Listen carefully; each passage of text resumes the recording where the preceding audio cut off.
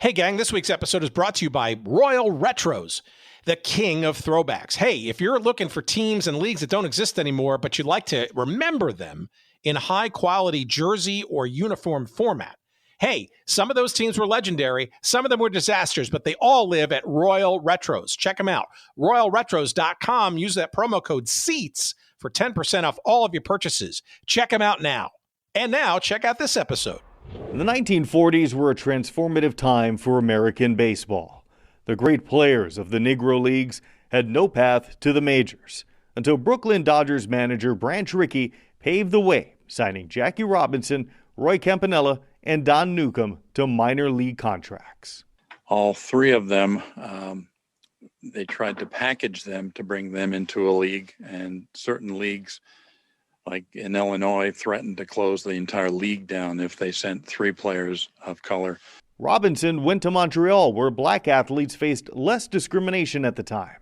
Rickey then looked for a similar surrounding for Campanella and Newcombe. Nashua itself was unique because of the Franco-American influence, that they were a lot more tolerant than any other location in the country. Their talents spoke for themselves. I mean, they probably shouldn't have been at this level of baseball. They were so much more talented than their teammates. Campanella and Newcombe ascended as two of the top players in the league, quickly earning the respect of their teammates and coaches. The manager of the Lynn Red Sox, a guy named Pip Kennedy, ran into Buzzy Bavasi after the game and said, you know, you guys wouldn't have beaten us if it wasn't for those, and then dropped the N-word. And Bavasi just freaked out, and they had to be separated. The Nashua Dodgers won the title in 1946. Newcombe, who led the team to another championship in 1947, has a plaque outside Holman Stadium, and both players' numbers hang on the stadium that provided a gateway of integration into American pro sports. They could have been the greatest ball players you've ever seen, but if they weren't accepting of the situation that they were in, and they weren't treated as well as they were by not only the organization, but the people that came to games, I think we would have had a much different story. Mike Cherry, WMUR News 9. Welcome to Good Seats Still Available, a curious little podcast devoted to exploring what used to be in professional sports. Here's your host, Tim Hanlon. Hello, my name is Tim Hanlon. You know who you are. And this is Good Seats Still Available. It's the curious little podcast that's devoted to what used to be in professional sports. Once again, thank you for finding us. Appreciate it. As you may know by now, it's our little weekly walk through all kinds of stuff in forgotten sports, stories and teams and leagues and events and other related ephemera that continue to tantalize and always surprise. You know, you think you know some of these stories. You dig a little deeper, and then you find out you kind of really don't. And usually when you're digging, you also find other stuff that you never even knew existed. And that's what we're kind of here for, and we keep pressing on each and every week for you here. It's our little want here in this little corner of the interwebs. And again, we appreciate you joining us for this week's sojourn into baseball. Again, always happy to be here on the diamond. And this is really extraordinarily interesting, at least to me. This is one of those scenarios where you think you know the full story, and you kind of really don't. Our guest this week is Bill Renauro. He has a wonderful little book out now. It's self-published, but it's quality self-published for sure. Not all of them are, but this one certainly succeeds in terms of literary goodness as well as storytelling. It's got nothing but 5-star reviews on Amazon, we'll have you know. It is called The Chosen City: The Owner, the Players, and the New Hampshire City That Integrated Baseball in the United States. And you heard sort of a setup there leading into my little wrap here this week. A guy named Mike Cherry from WMUR News. This was back in 2021, that clip. That is the local Hearst television station in Manchester, New Hampshire, talking about Nashua, New Hampshire's baseball history. Now, you wouldn't necessarily give it a whole lot of historical credit, although today there is a wooden bat league team up there in Nashua that continues to soldier on with baseball every summer. I believe the name of that team is the Nashua Silver Knights. They are part of the Futures Collegiate Baseball League of New England, FCBL for short. But it's also they play in Holman Stadium up there. It's been there forever. And Nashua's had its various cups of coffee with minor league baseball and the Can-Am League and Double-A teams over the years. But we're going to get to a particular period of time. I want to say it's about 5 years in length that a team known as the Nashua Dodgers, 1946 through 49, was part of something called the New England League, which also existed for that exact same amount of time. So it was a quick here and there. And as we've heard in various other episodes, the fate of minor league baseball in post-war United States was hugely growing, and then all of a sudden seemed to be teetering on the edge of collapse and extinction. And this is certainly in that zone. And in particular, why this team was especially interesting is because, unlike most casual observers of the game, this team housed not one, but two African-American pioneers who were, by many accounts, just as important, if perhaps not more so, than Jackie Robinson helping break the color barrier in Major League Baseball.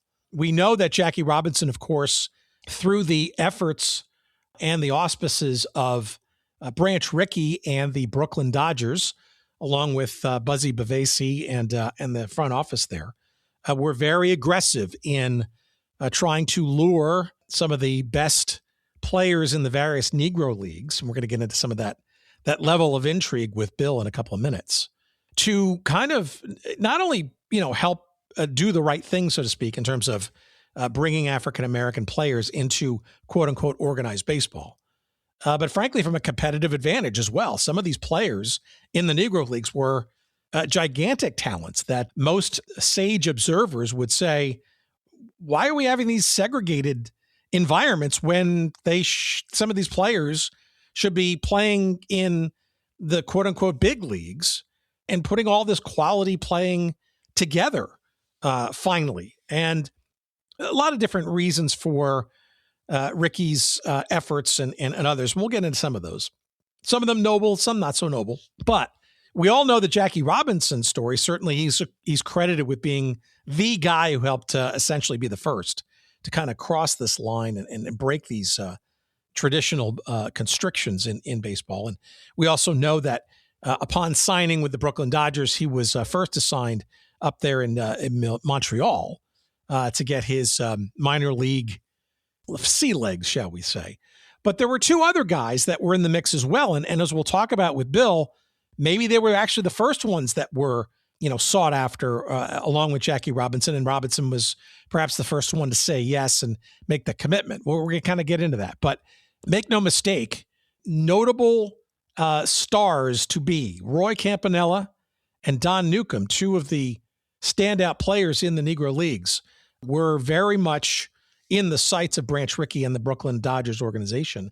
And they too, literally around the same time, within a matter of weeks, came and helped break the color barrier at the same time as Jackie Robinson. All three of them, frankly, should be considered en masse.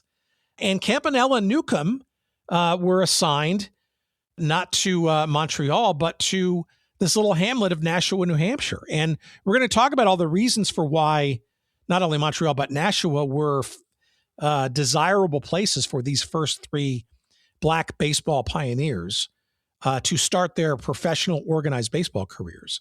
And yes, you can imagine it has to do with various levels of tolerance and these places' ability to kind of have a higher order of understanding of things versus, say, a more racially charged or more uncertain, say, a Deep South market, for example.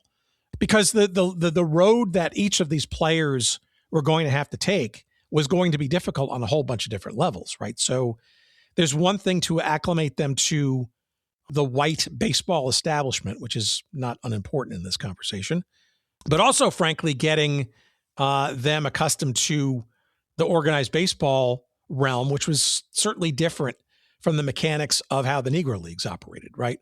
Not a quality debate versus more of an operational one. stadiums and level of play, consistency of play, routinization of schedules, the lack thereof in the organized game of exhibition games, which was just a part and parcel of the Negro League experience, et cetera. But all of this is a long-winded way of setting up the table for a conversation with Bill Renauro. We're going to be talking about the Nashua Dodgers of the late 1940s and the pioneering efforts of Messrs. Roy Campanella and Don Newcombe in the Brooklyn Dodgers organization as they made their way into baseball history in the years that followed all of this, as we discuss the first integrated pro sports team in the United States of the 20th century, the Nashua Dodgers. It's a little bit of a forgotten or overlooked story, and we're going to get into it in a moment's time with Bill Renauro. And again, the book is called The Chosen City, the Owner, the Players, and the New Hampshire City that integrated baseball in the United States. It is available now wherever you get good books. You can find a convenient link in the show description of wherever you're getting this podcast or on our website at goodseatsstillavailable.com. Search this episode number 444, triple fours. Fours are wild all around. And you'll find links there too to our friends at Amazon, where we'll get some shekels of referral love when you purchase this book in hardcover, paperback, or Kindle versions in that manner. We appreciate that. And we appreciate you listening. Hopefully you enjoyed this as much as I did. Here's our conversation with Bill we had, about 8 days ago, not that long ago. Please, as always, enjoy.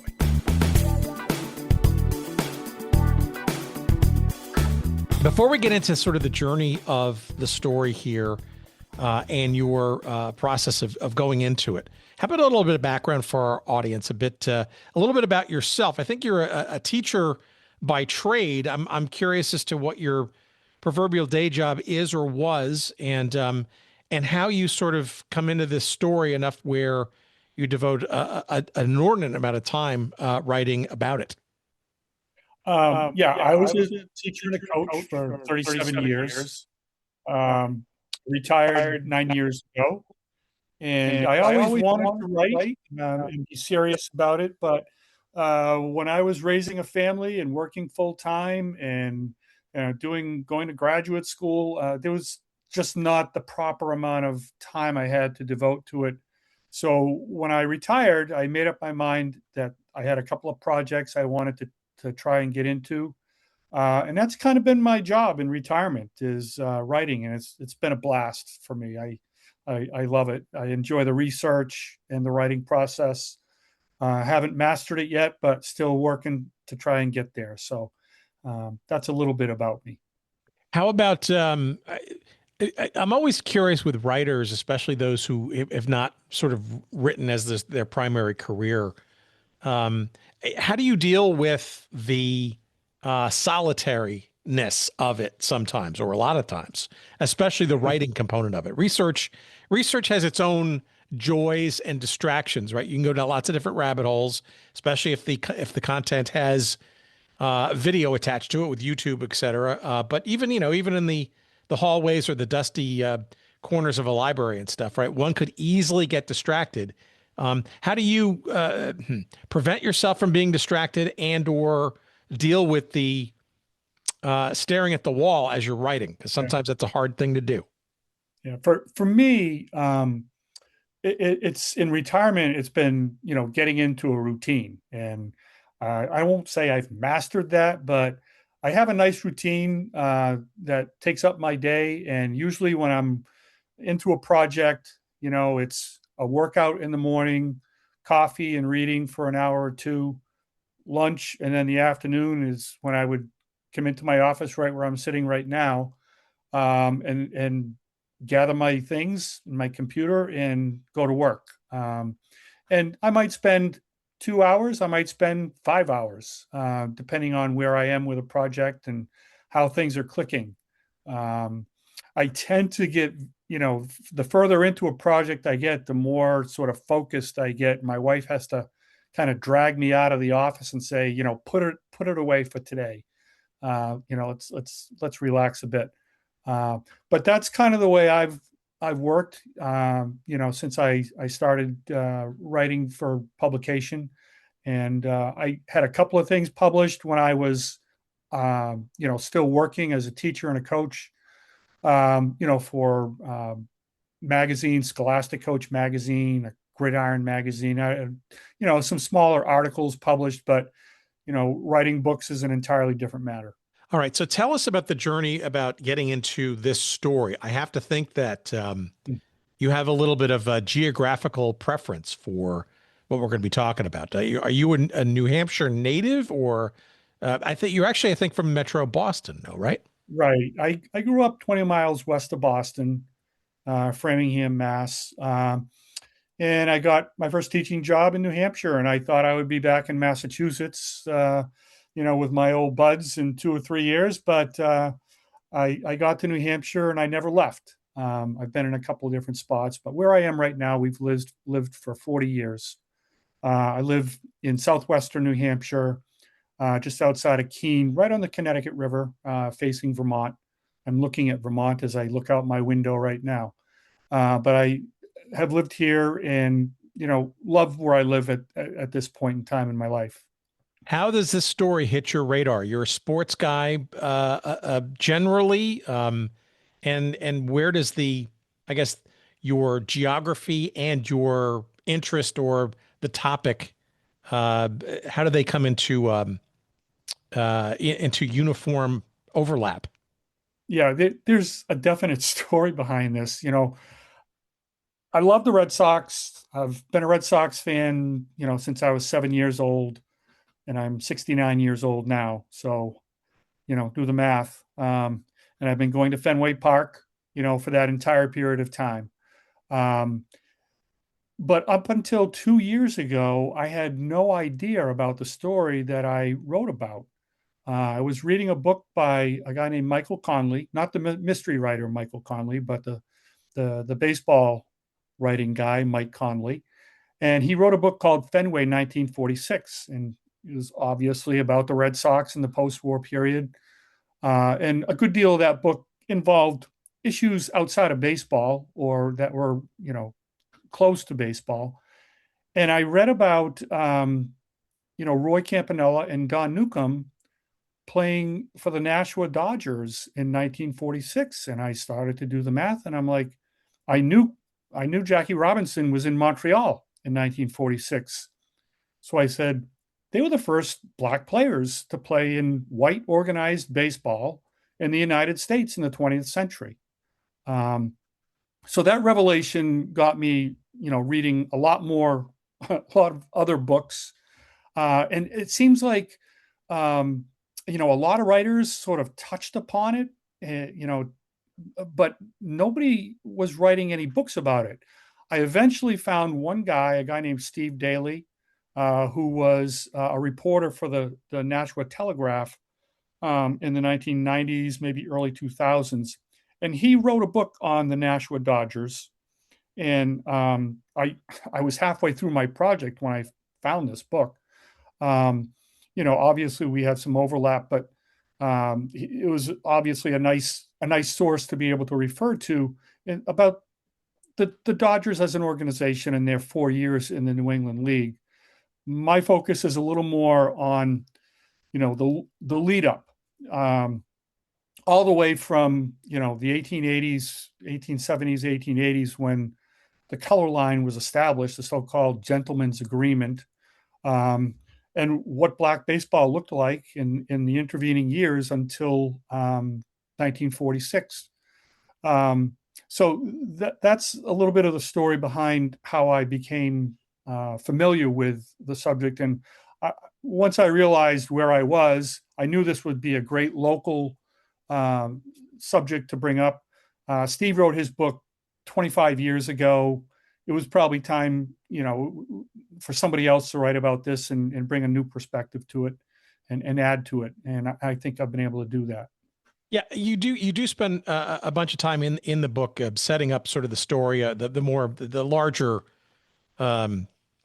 table set, if you will, about racial integration in baseball. And it's also very interesting too, and I think you kind of hinted at it, but maybe I want to double click on it a little bit, is that I think most people who are casual fans of the sport or have grown up with the lore or just haven't done the investigation, right, just think automatically Branch Rickey, Jackie Robinson, and voila, integration, right? Matter of fact, there's even a book out now, I think by is it Sean McLaughlin has got a book called Royal Treatment, which is basically about Robinson in Montreal, right? So it's almost in some respects but this is less known, right? I think a lot of people, maybe you did too, I don't know, or maybe I think most people kind of just don't know the real kind of backstory and timeline perhaps of all of this, because in addition to Jackie Robinson in Montreal, right, were these other two guys and a different baseball minor league, shall we say, major league preparation scenario that you're digging into, right? So maybe you can set us straight in terms of like what's going on with Brooklyn, Branch Rickey, and all three of these guys, one of whom perhaps is a little bit more, I don't know, has a greater spotlight shown on him versus these other two. Yeah, there's a lot to cover there. But the first thing I would say is I was, just as you suggest, I was wondering, am I alone? Should I have known this? Or because, when you heard about baseball's integration, there was only one name that came up. And that was, or two names actually, Branch Rickey and Jackie Robinson. And that basically covered everybody's knowledge, or at least my knowledge, about that subject. I was reading in my research. I had another kind of aha moment. A guy named Jules Teigel wrote a book called The Great Experiment. And I can't quote it to you. I could read it to you, but there's no need for that. But the essence of this paragraph that I came across is he was explaining why, Campanella and Newcombe are so neglected. And he talked about the overwhelming personality of Jackie Robinson, which just, he was a very strong, proud man. And he had a role in civil rights during and after his career in baseball. And it sort of forces people away from the whole issue of, well, who else contributed to this movement, to this development. So things, it was kind of like, an affirmation that, okay, I'm not alone.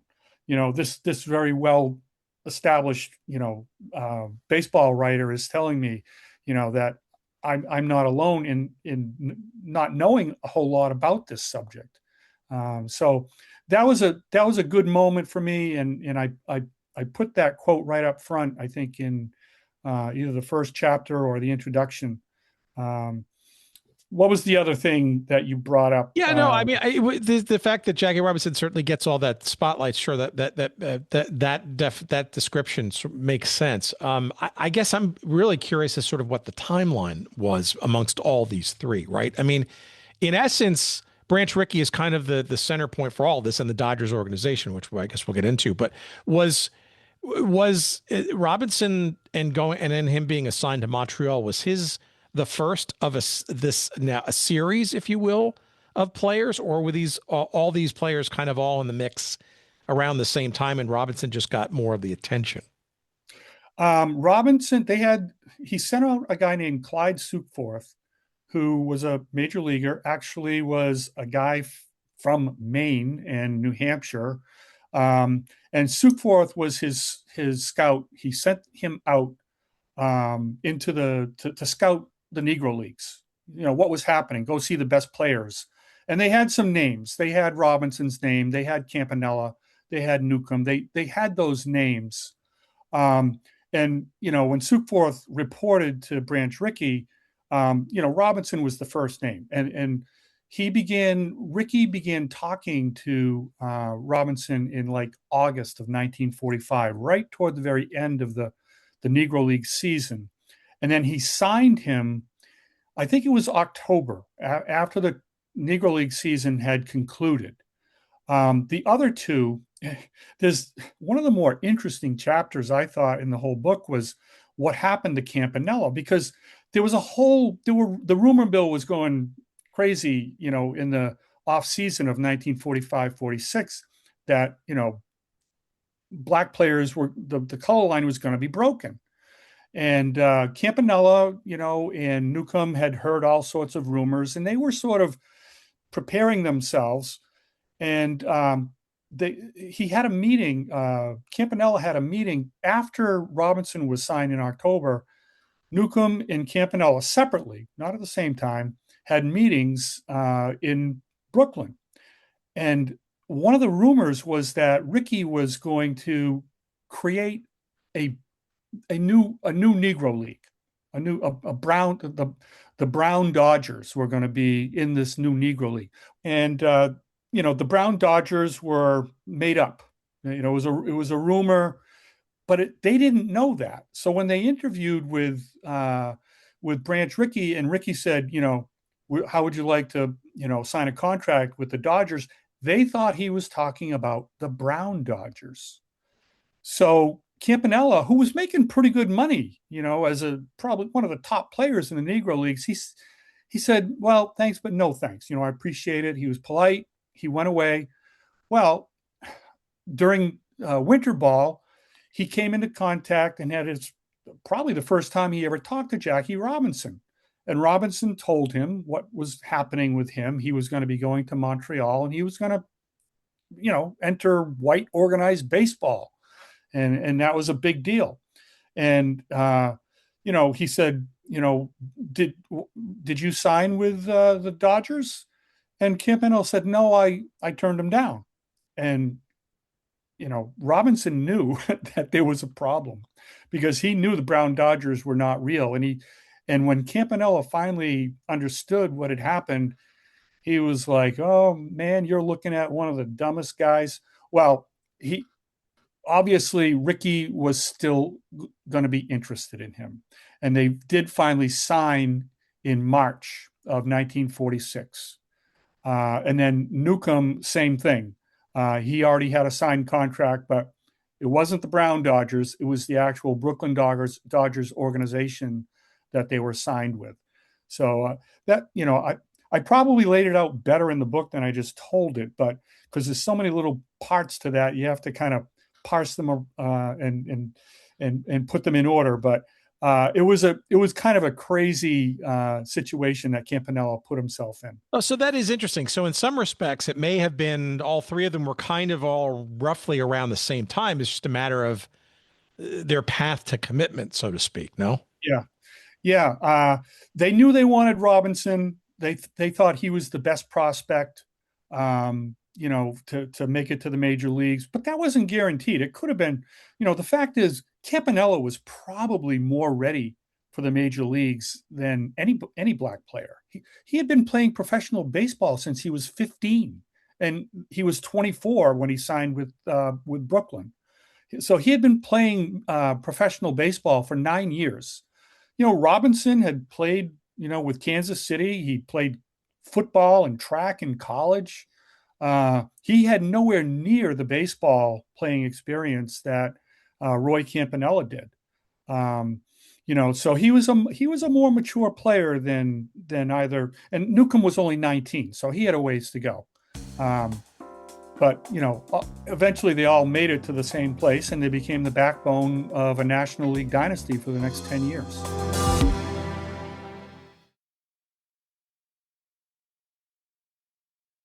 On the Brown Dodgers thing, was this sort of a front, so to speak, to kind of keep it on the down low so that people wouldn't think that Branch Rickey or others were trying to steal, if you will, or whatever from the Negro Leagues and or integrate on the major? Well, that was one issue. Some people didn't think Rickey was sincere in wanting to bring black players into the world of white organized baseball. But he felt he had been sabotaged one time. There was a reporter, a guy who was, I'm forgetting his name at the moment, but he brought like 3 black players, to a tryout without an invitation. And, Rickey was put in the position of, okay, I have to look at these guys. Well, it turned out, they were older and they weren't really as fit as they weren't really prospects at all. So he decided at that point he needed to keep his business as private as possible, did not want to have newspaper reporters, sports reporters snooping around every time, a black player was touted as a prospect. So this was, it absolutely was a front. It was supposed to be something called the United States League. It was going to be a new, black Negro League, if you will. So, but it never really happened. And it served its purpose, until Robinson signed and, was actually active. All right, one last thing on this. Now this is you're pulling a thread here. So, was this literally going to be a league, or was this all manufactured? From what I can tell, and looking at different sources, it never really had. Ricky never really had the intention of it happening. Once he got those players in the fold, he didn't even need to keep up that pretense of the Brown Dodgers or the United States League.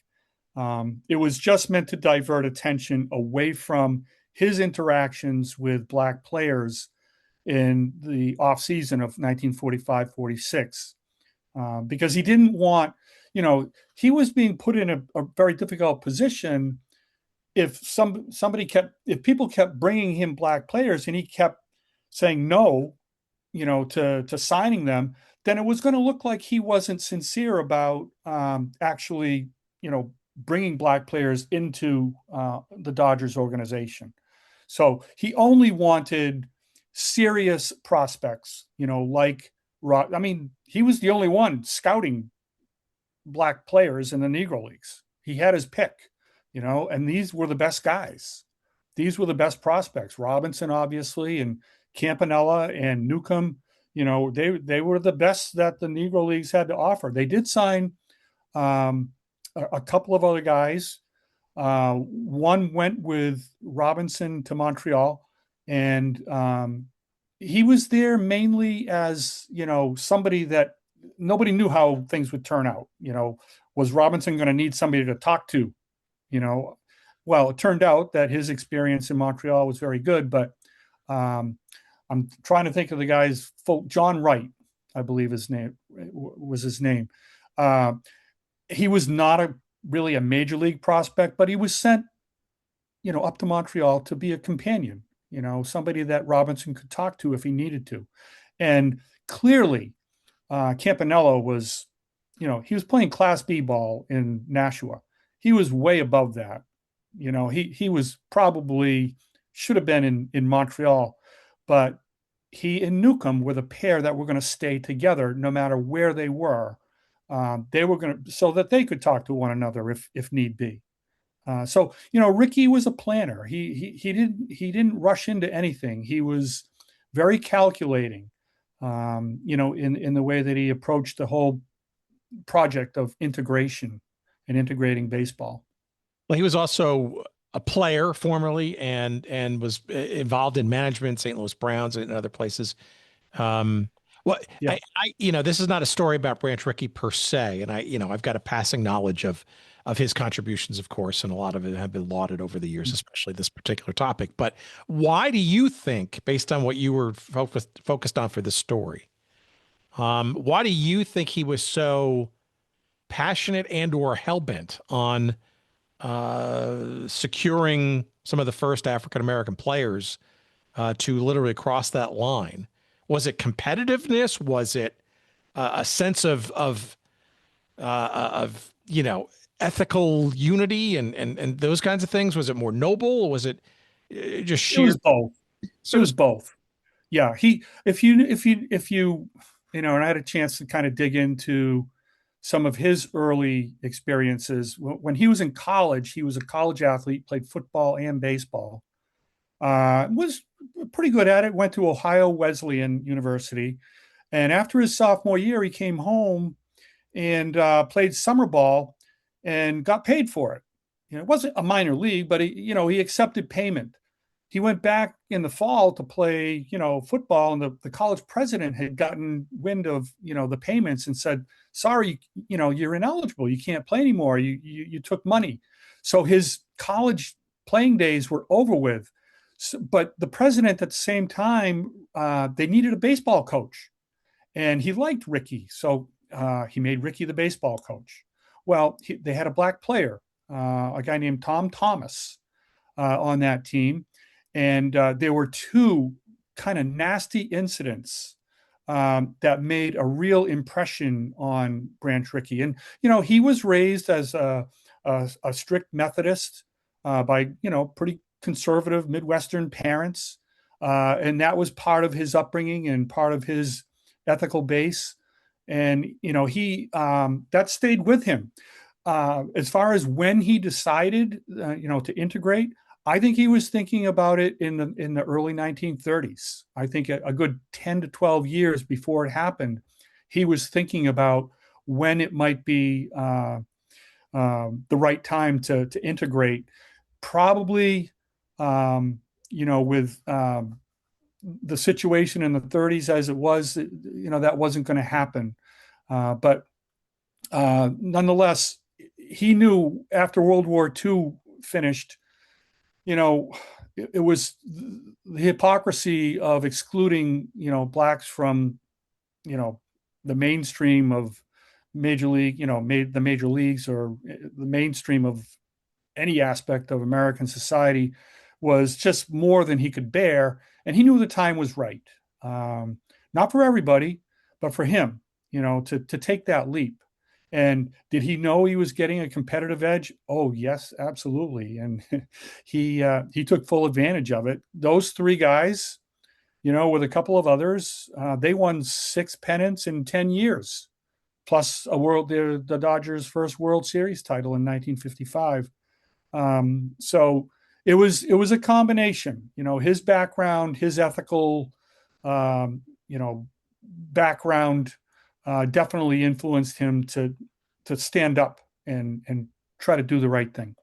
You mention it though, and this gets maybe to the nub of the story, right? Not everywhere, quote unquote, right? Or not by everyone. This would be sort of accepted, or it'd be a process, perhaps, putting words in your mouth. And I think that kind of dovetails into perhaps the nougat here of this story, right?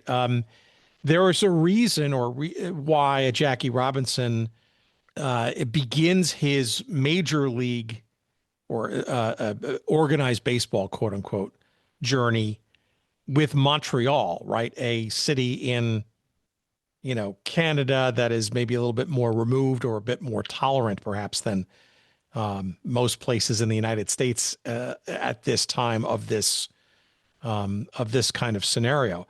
And Nashua, New Hampshire, apparently feels to be similar, maybe not to what Montreal is like, to cosmopolitanness and all that kind of stuff, but also perhaps a more tolerant and or inviting and or logical place and league amongst which it plays versus, say, a city in the deep South, for example, or somewhere else in the country. How about a little bit, assuming that's correct, and correct me if I'm not correct. Tell me about the choices of Montreal, and more importantly for this story, Nashua. You're absolutely correct. I mean, when it came time to assign Campanella and Newcombe, and Robinson for that matter, Ricky was totally aware that sending those guys to the Deep South, where a lot of the minor league clubs were, was going to be setting them up for failure.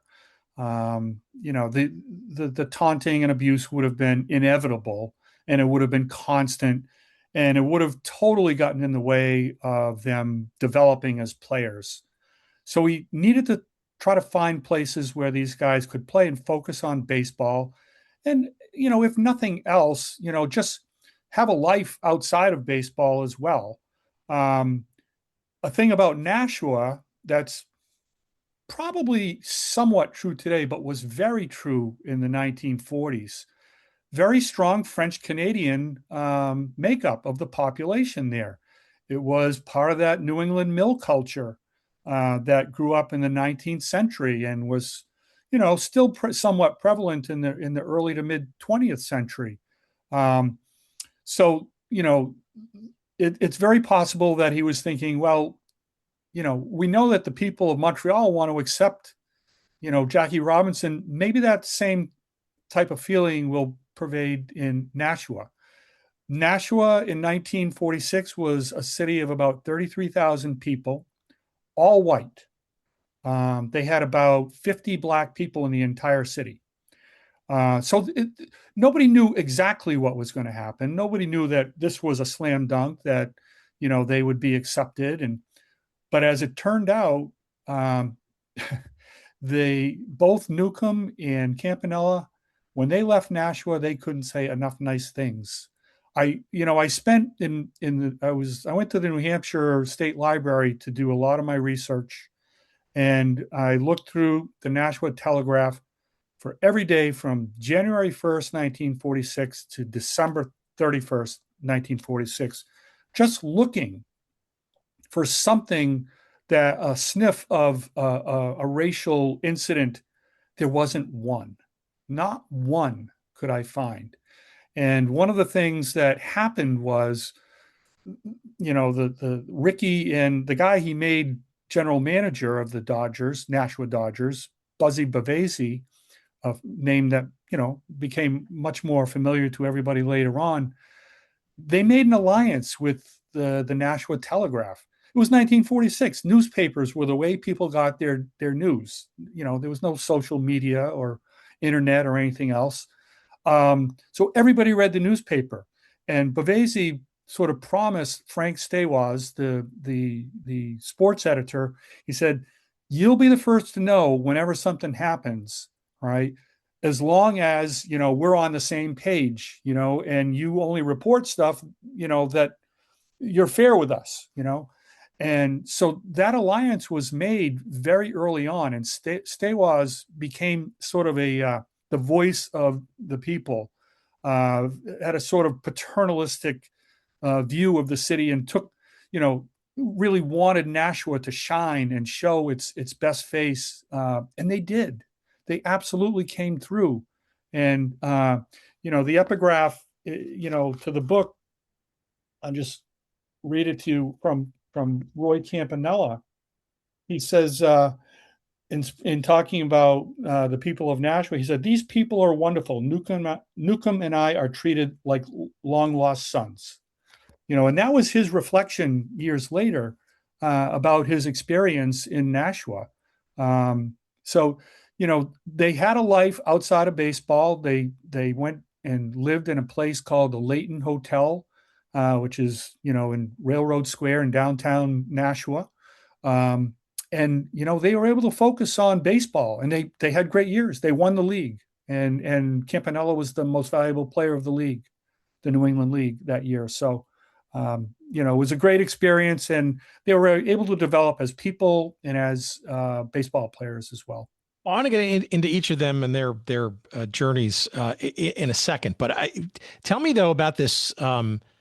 It seems to me like there was this league that they were playing in, New England League, was something that had been around for decades and sort of fits and starts and different sort of flavors and versions and stuff, but had taken kind of a bit of a break, or a bit of a reduced kind of a look during the war. What was this league that Nashua was in? It seems like it was almost was it a new franchise or a renewed, if you will, franchise there? Was this sort of a league thing that also was a branch Ricky's doing? Because he obviously was a big believer in the minor league system. Tell me about, like, sort of, this team didn't only existed for a handful of years, starting in 46. So how does it magically appear? The New England League, was part of the golden age of minor league baseball.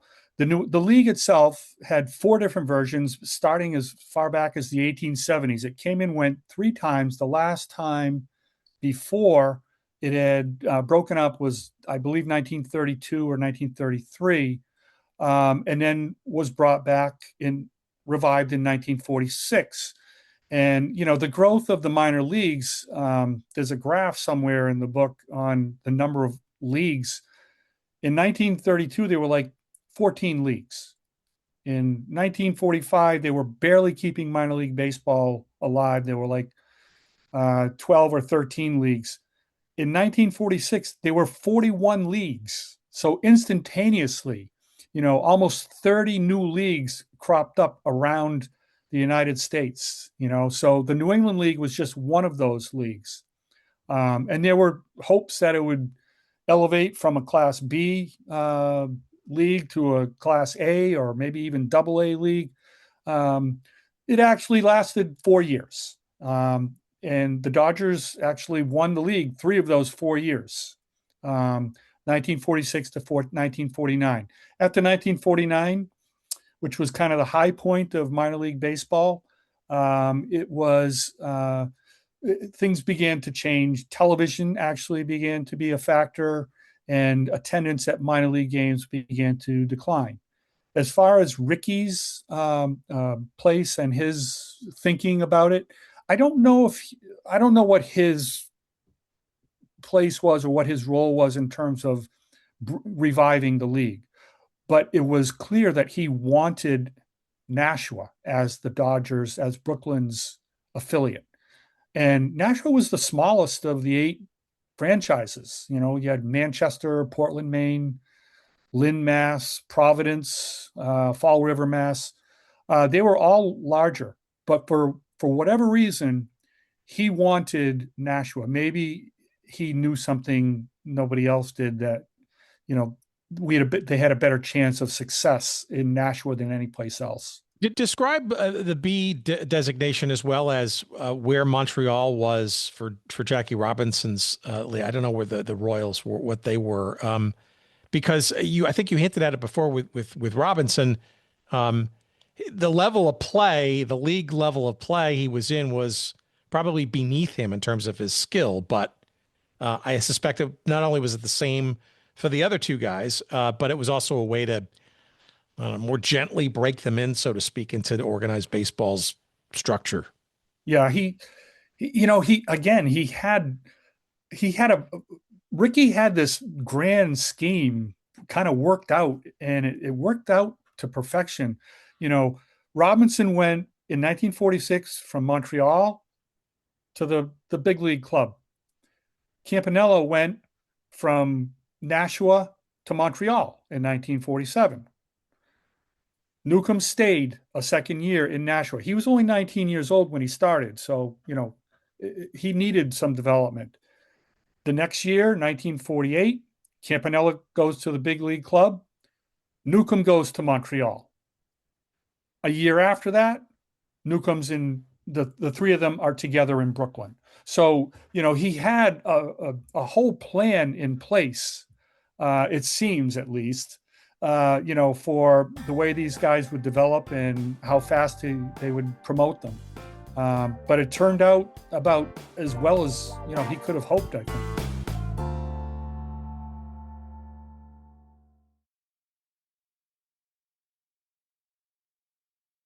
All right, so let's get into a little bit about Campanella and Newcombe specifically. And you mentioned some of their distinctions in terms of age and readiness and that kind of stuff. Campanella a catcher, Newcombe a pitcher. There's probably a battery kind of dynamic there too for them. Based on your research and what you learned, can you tell me what you think each of them were feeling and thinking about as they were being coaxed, if you will, to make this journey, which would be a journey with a capital J, right?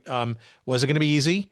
They didn't necessarily have to take on the spotlight like Robinson perhaps more gregariously volunteered for, so to speak, but it was still going to have challenge. And even in a semi-protected or tolerant environment like a Nashua or a Montreal, right? There's still travel and there's still people who they're not with the program, so to speak. What do you think their mindsets were as part of this? Were they honored and just tickled to be among the first few to kind of be tapped, if you will, to take this journey, or were they scared? Do you think they were both excited by the prospect, and then probably different personalities too?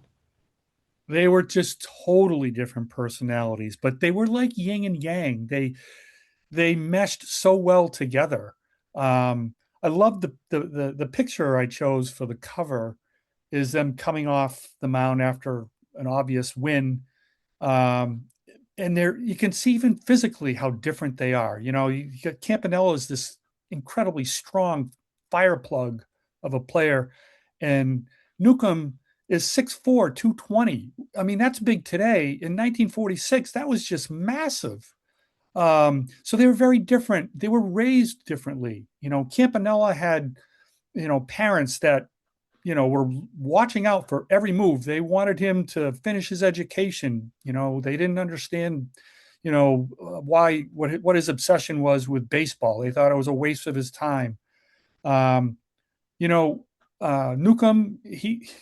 he barely had any parental guidance. His dad was a chauffeur and, was making homebrew and, had his kids making homebrew and tasting it as well. And, that was a problem later on, for Newcombe. Alcohol was an issue for him and probably shortened his career somewhat. The easy answer to the question would be that they were motivated by money, but absolutely, I would say that is not what drove them. They wanted to play with the best players that were around, and they knew the best players were in the major leagues, and they knew that they were doing something pretty important, but that it wasn't going to be easy to get where they wanted to go. And they did it together, and I think that helped them a lot, to be in Nashua together and had the early success, playing with and against white players. And they showed, they could withstand, they had some taunts and they had some issues, not from fans as much as from opposing players. And there are a few incidents that I talk about in the book, but, mostly they got along very well with their teammates. And there is one interesting story. Campanella, Walter Alston was his manager, and Alston, pulled him in because he could see that Campanella was a little older and more mature and a better player, than just about anybody else he had. And he pulled him in one day and said, if I ever get thrown out of a game, you're gonna take over. You're gonna be the manager. And it happened a few weeks later. He got tossed. Alston got tossed out of a game, and Campanella took over as the manager, and they were losing at the time, and they wound up winning the game. Ironically, because Newcombe hit a 2-run homer, pinch hit homer, and they wound up winning the game. So that's another aspect of the history. He was the first black manager in organized baseball as well, even if it was only for one game. So, how much did they know about sort of the plan, so to speak? I have to think that they were pitched pretty hard, no pun, by Ricky and Bavasi, that them jumping, if you will, into organized baseball's minor leagues with the Brooklyn organization would be a pathway, and relatively quick pathway, assume all things being equal, into the majors with the Dodgers organization. Do you think they kind of knew that going in, or was this still kind of a grand adventure to see if they could be? I mean, was it basically a fait accompli? I mean, obviously they both went to the Dodgers pretty quickly and were very successful very quickly, along with Jackie Robinson. It sounds like it was all part of the plan, right? Yeah, I think, and this is more speculation than based on research or anything, but, I mean, Campanella, he knew that, he belonged in a higher classification. But he never complained. He just needed to get his foot in the door. And he understood that. And he understood it needed, for his protection and Newcombe's protection, they needed to be together. There was a purpose behind that. I don't know if that it was ever actually explained to them, what the purpose was, but he never complained about, well, I should be at Montreal too. Now, clearly Ricky had his plan and he was going to stick with that plan. And one thing I did, sort of discover about Ricky is he was smart and savvy, but he was bullheaded too. When he had a plan, he was going to stick with it.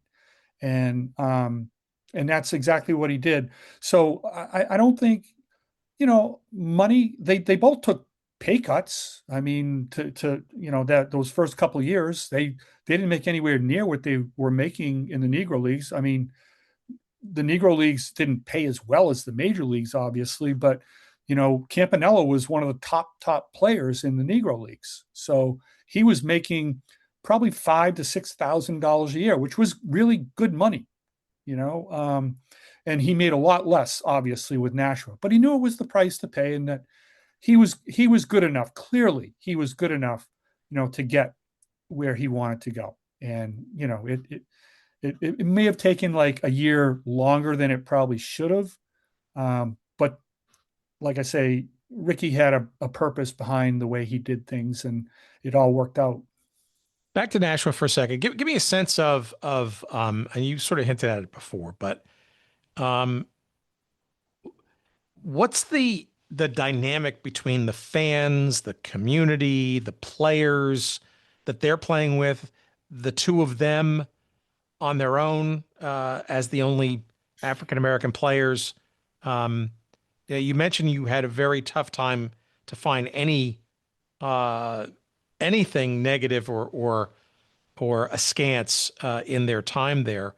But they were also very good, right? Both them as well as the teams, right? Nashua was doing very well on the field. They were performing quite well, perhaps because of these two guys, or certainly major cogs of such. Mm-hmm. But yet the team didn't last past 1949. So explain that to me. Yeah, well, I think it was a matter of the league, didn't last. It's, the city was the smallest city, as I said, in of all the 8 franchises. They drew, including playoffs, they drew a little over 100,000 people for the season, which, for a 33,000 person city was not bad in 1946.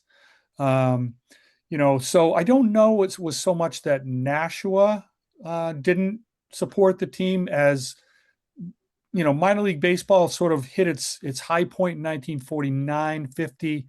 And from that point, you started to see leagues and teams sort of whittle away. As I said, there were other factors that were happening. Television, became a factor after that point. So attendance started to dwindle after 1949, and so too did leagues and teams.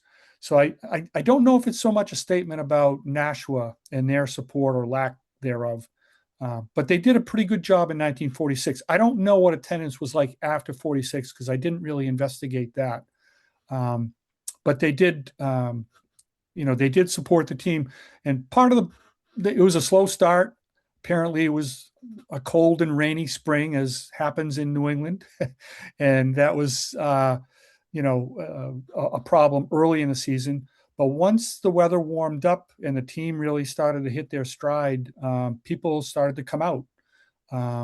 Holman Stadium was a New Deal project that had been built in 1937, 38.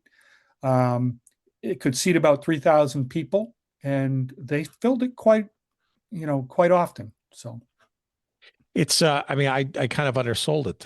They won the league championship 3 out of the 4 years that they existed.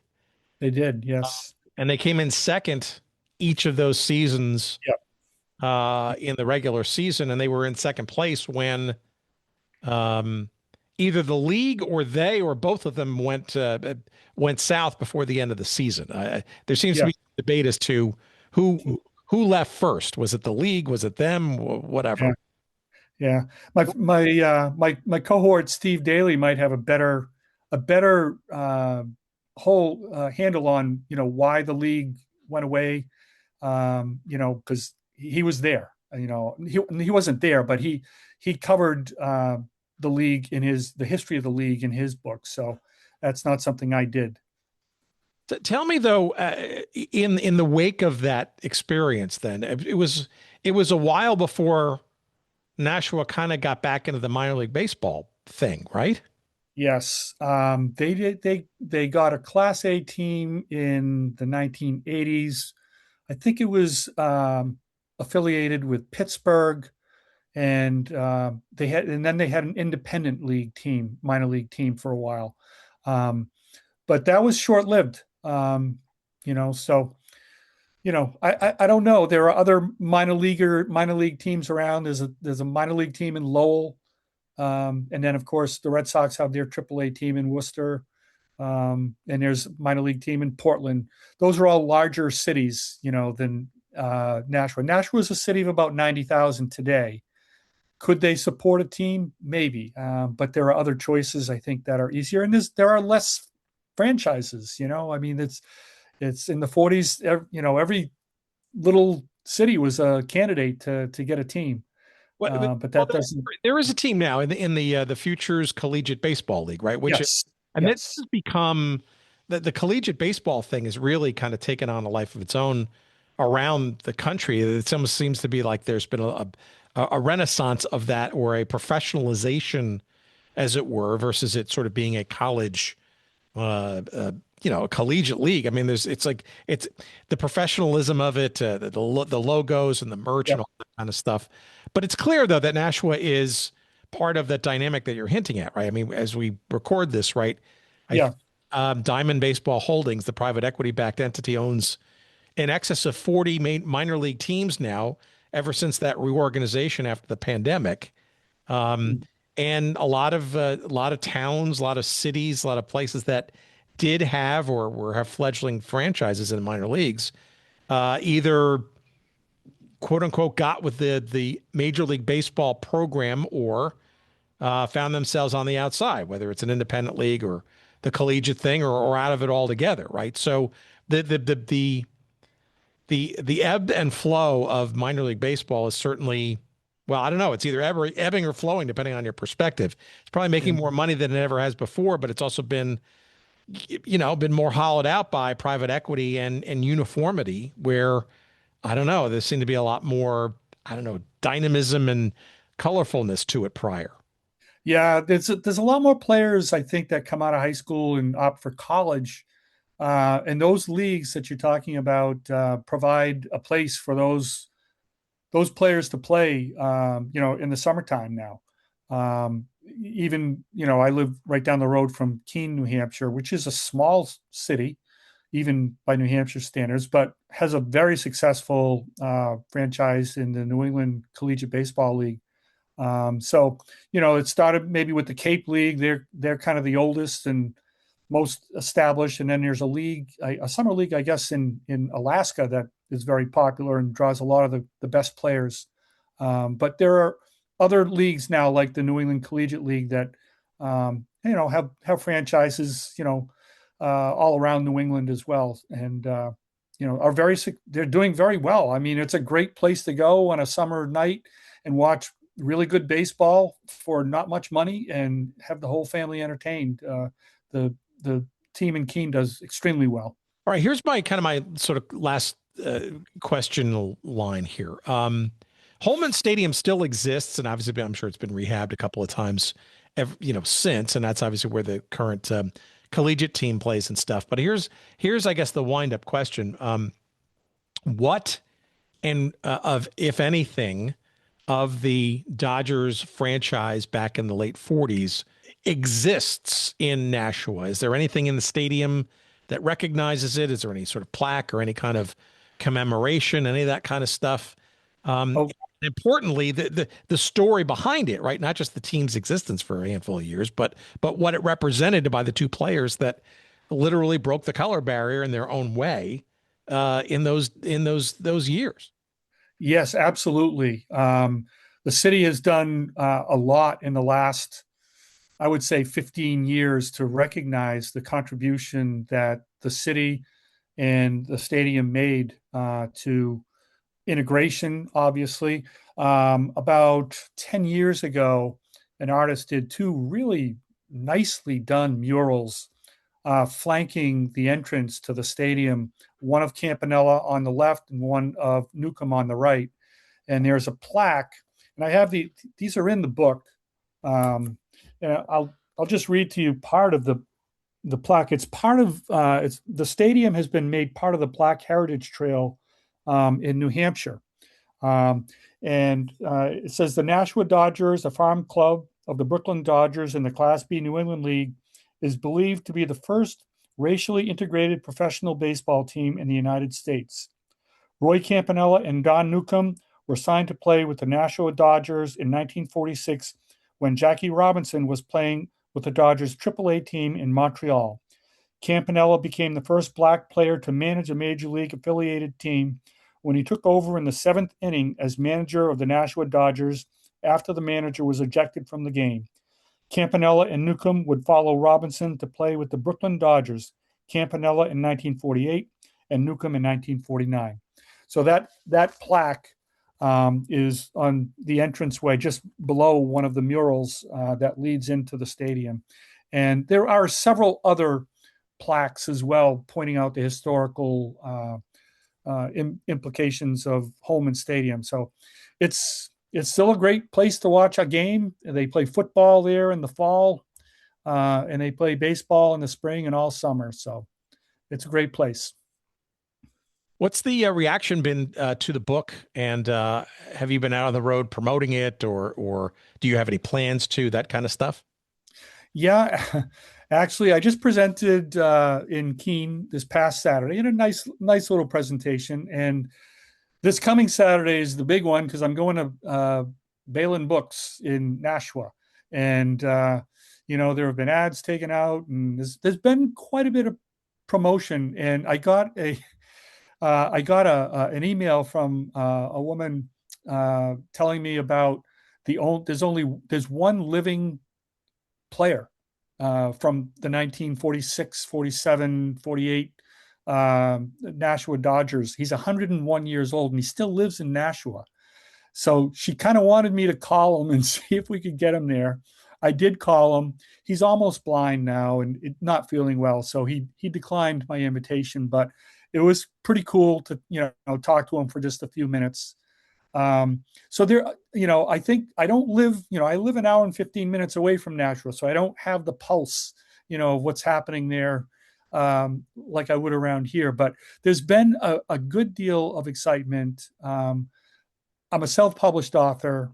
I don't have an agent. I don't have, a big budget to push my book, but I think, I'm going to try my best to get it out there and make it visible to as many people as possible, because it's a baseball book, but it's about more than baseball. It's an American history book too. It's an important chapter in American history and New Hampshire's history that we can be proud of.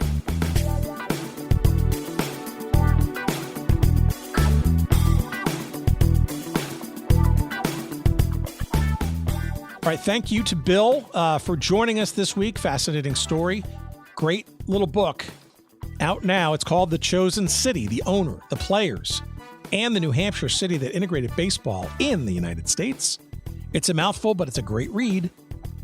It's available in Kindle and hardcover and paperback versions, wherever you get good books. And of course, we've got convenient links for you in the show description here on the podcast feed dynamic that you sort of ingest the show with each and every week, as well as going to our website at goodseatsstillavailable.com. Search up this episode number 444, and you'll find those convenient links there as well. Let us see here. You can find out more about Bill's other books, as well as his promotional efforts to support this current book, at his website at billrenauro.com. I will spell it for you. It's Bill, B-I-L-L.